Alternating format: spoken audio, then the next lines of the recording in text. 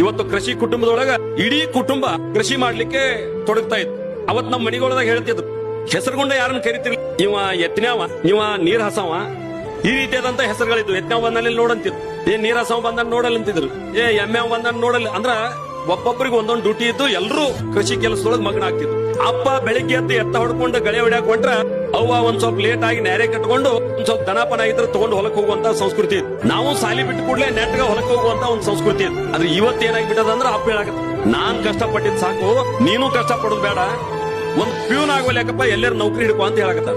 ಅನೇಕ ಜನ ಬೆಂಗಳೂರಾಗ ಸಿಗ್ತಾರ ನಮಗ್, ನಾನ್ ನೋಡ್ತೇನೆ ಅಲ್ಲಿ ಕೇಳ್ತೇನೆ ಏನ್ ಮಾಡ್ತೀರಿ ಅಂತೇಳಿ. ಒಂದ್ ಕಂಪನಿಯಾಗ ಅದ್ರಿ ಅಂತೇಳಿ. ಕಂಪನಿಯಾಗ ಏನದಾರ, ಏನ್ ಬಾಳ ದೊಡ್ಡ ನೌಕರಿ ಇಲ್ಲ, ಎಲ್ಲೋ ಸೆಕ್ಯೂರಿಟಿನೋ ಏನೋ ಕೆಲಸ ಮಾಡ್ತಾರ. 20-25 ಸಾವಿರ ರೂಪಾಯಿ ಪಗಾರ, 10,000 ರೂಪಾಯಿ ಮನಿ ಬಾಡಿಗೆನ ಹೋಗ್ತೈತಿ, ಒಂದ್ 10,000 ರೂಪಾಯಿ ರೇಷನ್ ಹೋಗ್ತೈತಿ, ಒಂದ್ 4-5 ರೂಪಾಯಿ ಅರಿವಿ ದವಾಖಾನಿಗೆ ಹೋಗ್ತೈತಿ. ವ್ಯತ್ಯಾಸ ಆದ್ರ ಮನಿಯಿಂದ ಕೊಟ್ಟು ಕಳ್ಸ್ಬೇಕಾಗೈತಿ ಅವ್ರಿಗೆ. ಈ ರೀತಿಯಾದಂತ ನೌಕರಿ ಮಾಡಕ ನಮ್ಮ ರೈತ ಕುಟುಂಬದಿಂದ ಹೊರಗೆ ಹೊಂಟದಾರ ಹುಡುಗರು.